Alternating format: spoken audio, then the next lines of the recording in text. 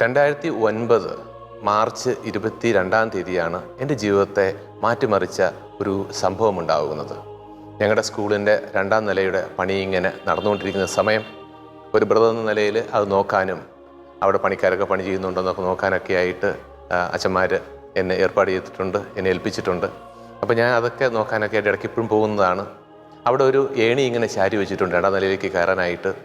എല്ലാ ദിവസവും ഞാനവിടെ കയറുന്നതാണ്. ചില സമയങ്ങളിലൊക്കെ ഒരു ബക്കറ്റ് വെള്ളമൊക്കെ ആയിട്ട് ഞാനിങ്ങനെ കയറി പോകുന്നതാണ്. നല്ല എനർജിയാണ്, 26 വയസ്സേ ഉള്ളൂ.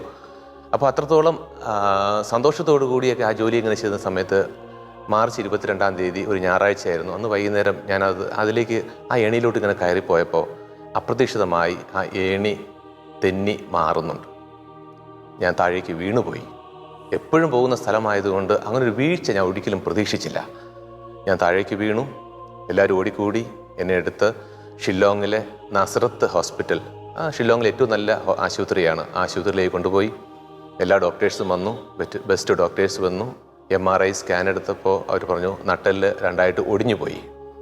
അതുപോലെ കഴുത്തിലെ കശേരുക്കളൊക്കെ കംപ്രസ്ഡ് ആയിപ്പോയി. അപ്പോൾ ഇനിയുള്ള അടുത്ത ചാൻസ് എന്ന് പറയുന്നത് കഴുത്തിന് താഴെ ഇദ്ദേഹം തളർന്നു പോകും.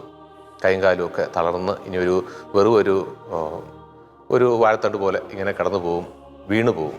ഇനി എണീറ്റ് നടക്കാനുള്ള ചാൻസ് ഇല്ല എന്നാണ് എല്ലാ ഡോക്ടേഴ്സും പറഞ്ഞത്.